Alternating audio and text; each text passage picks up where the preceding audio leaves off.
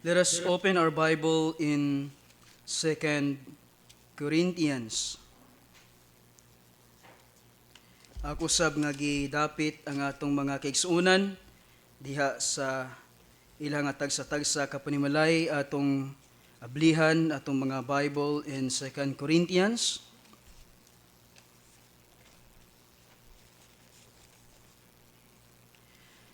Chapter 5 verse 17.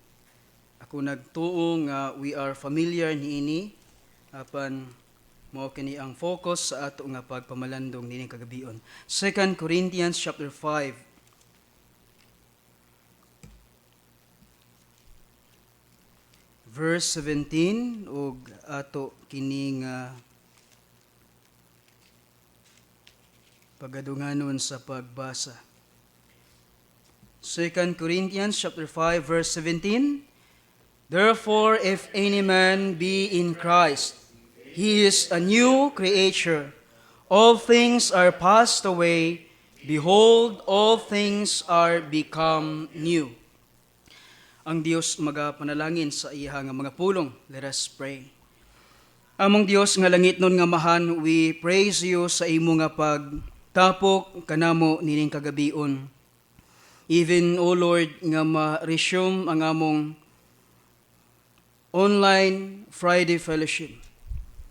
We thank you for your grace and mercy. Napadayon nimo nga gipasinati kanamo sa matag adlaw. Even, O Lord, ning tungura nga kami makaduol nga nakanimo ug makapamalandong sa imo mga pulong. We plead for your mercy nga imo kami nga pagalimpyuhan, imo kami nga pagahugasan pinaagi sa balaang dugo sa imong bugtong anak ka si Ginoong Kristo. Haron kami mahimong takos nga moduol kanimo ug labaw sa tanan, mudawat sa mga panalangin gikan sa imong mga pulong. Help us, O Lord, nga kami mapanalanginan, and help us, O Lord, nga unsa nga mga kamatuoran nga among madungog sa imong mga pulong hining kagabion among ma-apply diha sa among tagsa-tagsa kapag kinabuhi. Ining tanan amahan amo nga gitugyan o gidangop nga nagkanimo. In Jesus' name we pray. Amen.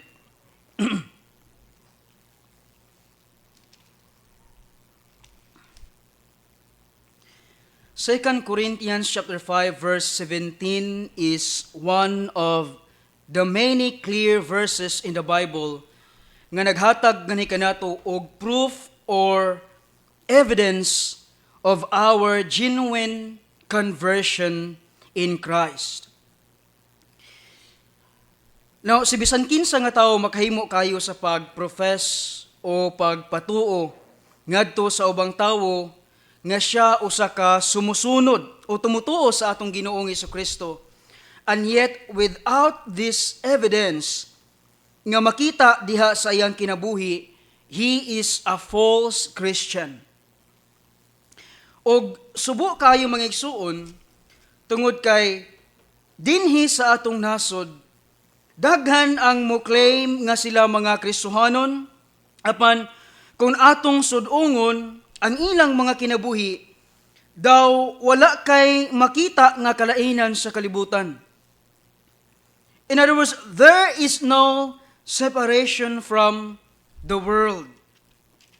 Dili ka makakita diha kanila that they are striving to live their lives in righteousness and pursue holiness. Now, dili ta pwede makaingon nga ikaw usa ka Kristohanon and yet sa laing bahin, you continue to live your life according to the pleasure and the lust of this world. There should be a visible difference in your life.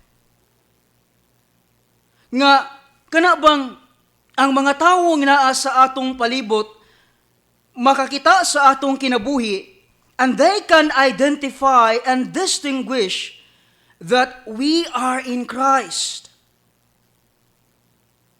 Og mo kana mga igsuon nga dinhi si Apostle Paul makes it clear by saying here that if you are in Christ, or if any man is in Christ, the moment he believes in Him, there will be a transformation in his life.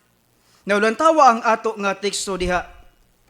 Ingon si Apostle Paul, therefore, if any man be in Christ, he is a new creature. All things are passed away. Behold, all things are become new. So the evidence or proof that you are truly converted to Christ is the change in your life. Ang kabag-uhan, ang kausaban diha sa imuhang kinabuhi. Now, notice here, mga igsuon, the word new, 2 times gimension ni Apostle Paul as in contrast to our old and sinful nature that are passing away. And the word new has the idea that you are transformed and changed within. Everything and every aspect of your life was totally transformed and changed and has become new. Your views of life, your perspective, your plans, your purpose, your pursuit, your principles and objectives, your lifestyle, your character, your motives and intentions were totally transformed and become new. Unya, through this transformation, mga igsuon, that we have experienced in Christ, we are now able to live a new life in Christ. Now sa una, sa wa pa kita diha kang Ginoong Jesucristo, it is impossible nga mausab nato ang atong kinabuhi. Mo bitaw nga kung atong mahinumduman sa una, igo ra kita makakanta, gusto kong magbait pero di ko magawa. Nga naman, tungod kay naulipon taong naghapos ta sa atong mga sala. And the more nga manglibasog ta sa atong kaugalingon, the more we become hopeless and helpless.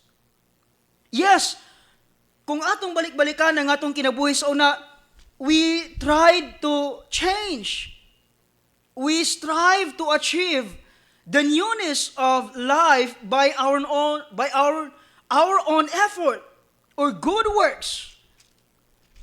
But still, we couldn't do it.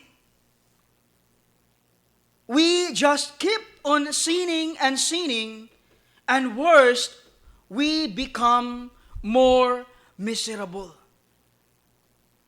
Apan, by the grace and mercy of God, gihaw-as ta sa atong Dios. Gihaw-as ta sa atong Ginoong Jesucristo, niya na nga matang sa ato nga kinabuhi. And the moment we believe in Him, gihatagan kita niya og kagawasan gikan sa ato nga mga sala. And now we experience transformation diha sa ato nga mga kinabuhi. Now karon nga nakasinati kita niini nga dakong kausaban or transformation diha sa atong kinabuhi, we are now able to live a new life in Christ. Mo bitaw kana mangisuon nga gidasig kita diha sa pulong sa Ginoo o kanunay kita gipahinumduman to walk in the light or walk in the newness of life. Now in Romans chapter 6 verse 4, ingon ng pulong sa Ginoo, therefore we are buried with Him by baptism into death, that like as Christ was raised up from the dead by the glory of the Father, even so we should walk in the newness of life. We should walk in the newness of life. Ephesians chapter 5 verse 8, ingon diha, For ye were sometimes darkness, but now are ye light in the Lord. Walk as children of light. So walk in the newness of life. Walk as children of life. Mo kanay kanunay nga pagdasig diha sa pulong sa Ginoo, nganhi kanato. No, karon ang pangutana, giunsa nato sa pagkinabuhi ang bag-ong kinabuhi nga atong naangkon diha kang Ginoong Hesukristo. Karon nga diin kita na bag-o and we are transformed in Him, giunsa nato kini sa pagkinabuhi.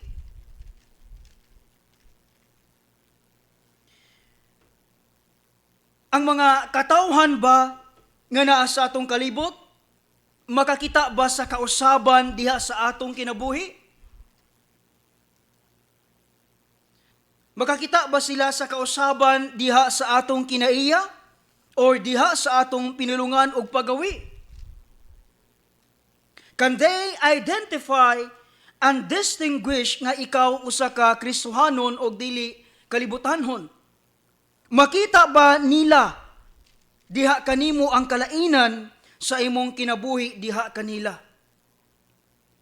Now, sayri mangigsuon, no matter how we strive to be a good witness of Christ to them, we will not be effective if we constantly allowed ourselves to be entangled in sin and we pattern our lives after the world. Di gyud ta mahimo nga mga epektibo nga witness diha sa atong Ginoong Jesucristo. Mo kana may so nga, don't waste the newness of life that our Lord has given us. Ayaw sayangi. Gamita diha sa pagpangalagad. Now, dugang paniini nga kamatuoran may suon nga ato nga masayran mahitungod sa transformation nga ato nga naangkon og na-experience diha sa atong Ginoong Jesucristo. Yes, we are transformed in Christ. Positionally, we are transformed perfectly. We are justified, forgiven of our sins, and clothed with the righteousness of Christ. Positionally, but sayri mangigsuon, practically, we are still struggling with sin. The conduct or the conversation of the old man still troubles us in our minds and our hearts. In other words, padayon gihapon ta nga ga-struggle diha sa sala. Now, remember, mga igsoon, the testimony of the Apostle Paul, nga siya mismo, even he is an apostle, is not exempted sa struggle sa sala. Now, ablihi sa makadali ang inyong mga Bible in Romans chapter 7. Romans chapter 7, verse 19 to 23. Romans chapter 7, verse 19 down to verse 23. Ingon sa Apostle Paul, for the good that I would, I do not. But the evil which I would not, that I do. Now if I do that I would not, it is no more that do it. It is no more that it is no more I that do it, but sin that dwelleth in me. I find then a law that when I would do good, evil is present with me. For I delight in the law of God after the inward man, but I see another law in my members, warring against the law of my mind and bringing me into captivity to the law of sin which is in my members. So, ato makita din may suon nga even si Apostle Paul struggle with sin. And realize may suon nga ang sala is always present in us. And no one can escape niini. Gawas lang siguro o kita masuluban na o glorified body. Now, samtang niya pa kita niini nga lawas, say may suon, nga padayon ta magaatubang niini sa matag adlaw.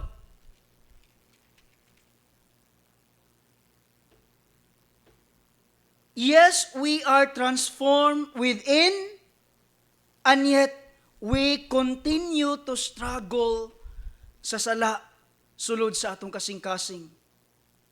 No, karon ang pangutana, kung kita nausab og nabag-o ang atong kinabuhi, why is it that we continue to struggle with sin?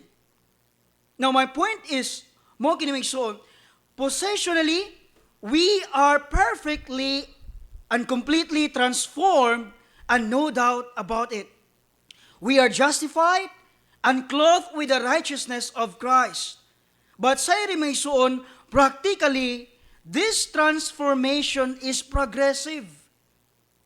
Mo bitaw kana nga gimanduan kita diha sa pulong sa Ginoo to sanctify and separate ourselves from the world and sin. Unya sa lahing bahin, gimanduan usab kita diha sa pulong sa Ginoo to put off the old man and put on the new man, or to mortify, to put to death the conduct or the conversation of the old man. Now, abli sa makadali ang inyong mga Bible in Ephesians chapter 4, verse 22. Ephesians chapter 4, verse 22 to 24. Ingon siya, Apostle Paul, that ye put off concerning the former of conversation of the old man, which is corrupt, according to the deceitful lust, and be renewed in the spirit of your mind, and that ye put on the new man, which after God is created in righteousness and true holiness. So put off the old man, put on the new man. Colossians chapter 3, verse 5.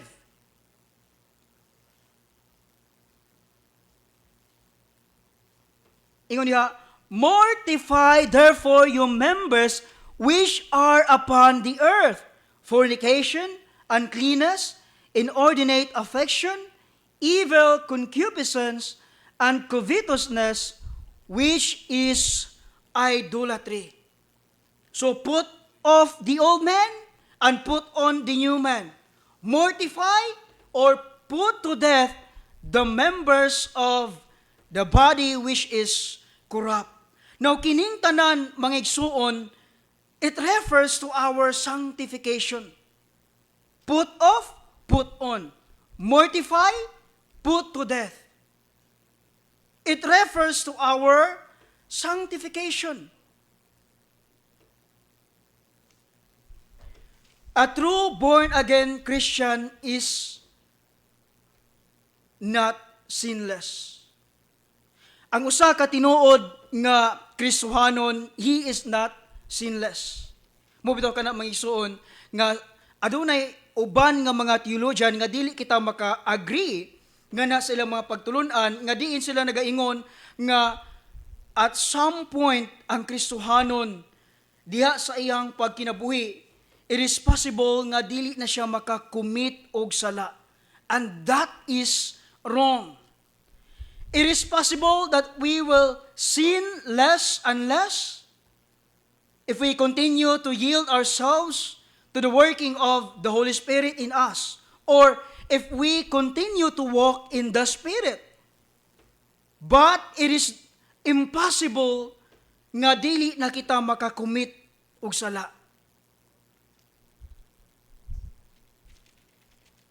Kaya nga naman, positionally, yes, we are transformed perfectly, but practically, this transformation is progressive. Mukha nga sa matag adlaw may suon, there is always sanctification and separation nga mahitabo sa atong kinabuhi.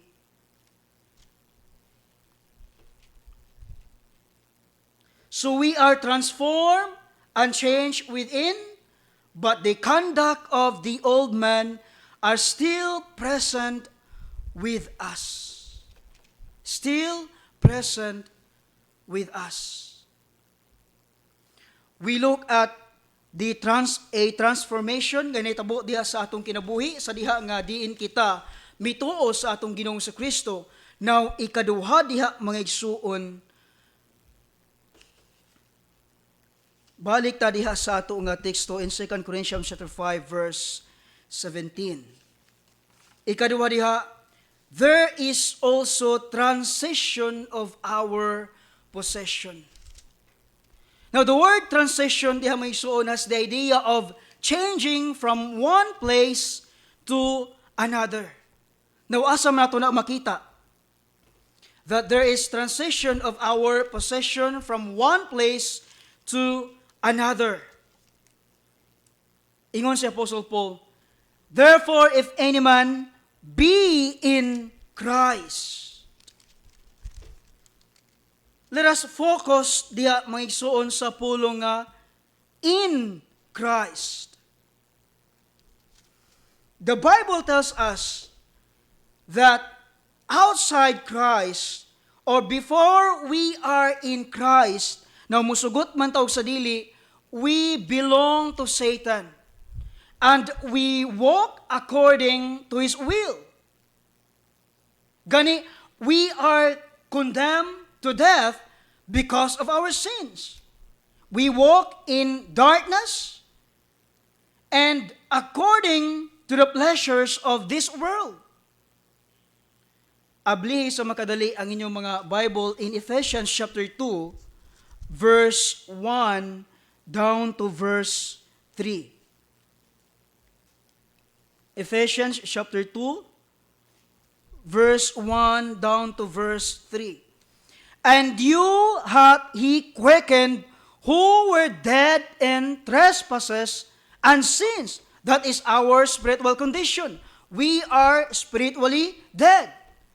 Wherein in time past ye walked according to the course of this world, according to the prince of the power of the air, the spirit that now worketh in the children of disobedience, among whom also we all had our conversation in times past, in the lust of our flesh, fulfilling the desires of the flesh and of the mind, and were by nature the children of wrath, even as others. Now si Apostle Paul dinhi magsuon, iyang gidescribe ang matang sa atong kinabuhi sa wala pa kita diha sa atong Ginoong Hesukristo. In verse 1, iyang gisaysay diha that we are spiritually dead. We are dead in sins and in trespasses. We belong to Satan. We walk according to his will. Gani, ang giingon niya dira, according to the prince of the power of the air, and it refers to Satan.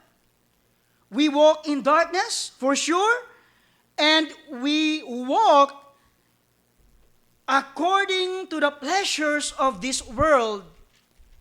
O tungod ni ana, we became the children of wrath. In other words, we are condemned, and the wrath of God is upon us. That is our past life. That is our spiritual condition sa wala pa kita diha kang Ginoong Hesukristo. But when God saves us and brought us to Christ, we are transformed, and at the same time, we are transferred, from Satan to Christ, from death to life, from darkness to light. In other words, there is transition nga nahitabo diha mga igsuon. Unya, gani kung ato nang padayunon sa pagbasa verses 4 and 6, unsa hinungdan nga nadala kita diha kang Ginoong Hesukristo. Ingon siya da, but God, who is rich in mercy, for his great love, wherewith he loved us, even when we were dead in sins, hath quickened us together with Christ. By grace are saved, are ye saved, and hath raised us up together, and made us sit together in heavenly places, and notice again the word, in Christ Jesus. So ang hinungdan nga nadala kita diha sa atong Ginoong Kristo, it is not because there is something good nga nakita sa atong Dios nga ni kanato, kundili according to the riches of His mercy, or richness of His mercy, the greatness of His love for us, and the abundance of His grace. In other words, wala gyud tay bisan gamay nga matampo niini. Kining tanan nga mga buhat, mga igsuon, iya kining tanan sa Dios. So ingon ni ana ka dako nga panalangin, mga igsuon, ang atong naangkon diha sa atong Ginoong Kristo. In Christ, we are transformed, we are transferred in Christ. Unya, karon nga ni ana kita mangigsuon diha kang Ginoong Kristo, o gihatagan kita sa maong kabag-uhan sa kinabuhi o sa kausaban, let us continue to walk in the newness of life. And that is dako nga challenge sa atua. Tungod kay daghan nga higayon, we struggle sa paghatag sa atong kaugalingon diha nga bahin. Sayri mga igsuon nga dako kay ng panalangin nga gipaambit sa atong Dios nga diin gihatagan ka og kausaban og kabag-uhan sa imong kinabuhi. Muka na nga ayaw na gyud og tuguti pa nga maglihok ang imong karaan nga kinabuhi. Remember, the conduct of the old man, or the conversation of the old man nga naa sa atong kinahilabman. Nga matagkaroon og unya ato nga matubang, nga matagkaroon og unya we struggle niini. Ayaw kalimti mga igsuon ang gihimo sa atong Dios. Ayaw sayangi kung unsa ang gihimo sa atong Dios diha sa atong kinabuhi. Don't waste the newness of life nga atong naangkon nganha kang Ginoong Kristo. Continue to live our lives diha sa kabag-uhan sa atong kinabuhi nganha sa atong Ginoong Kristo. In Christ. Ayaw ipatigbabaw or tuguti ang imong kaugalingon nga ma-overcome ka of the old man, or the conduct of the old man diha sa imong kinahiladman. So dako kay na nga panalangin nga atong naangkon diha kang Ginoong Kristo, kanang word nga in Christ. We are transformed, and at the same time we are transferred in Christ. Muka na may suon nga karon nga nakaangkon kita niining maong kabag-uhan atong gamiton diha sa pagpangalagad og pagpanerbisyo nganha sa atong Ginoong Kristo. We are transformed, we are transferred in Christ. Let us pray. Among Dios nga langit nun nga mahan, salamat sa imong mga pulong, sa imong nga pag-remind kanamo o Dios of the transformation, the newness of life nga mo nga naangkon diha kang Ginoong Kristo. Apart from Christ, O Lord, dili namo kini maangkon, dili namo kini madawat.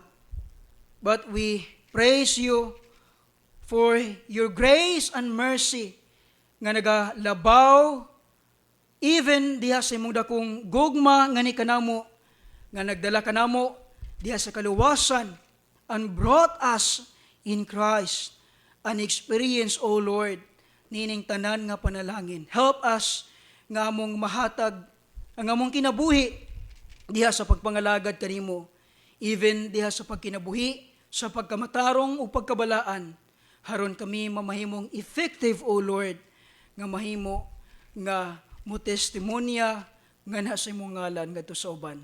Kining tanan amahan namong gipasalamatan in Jesus name we pray. Amen.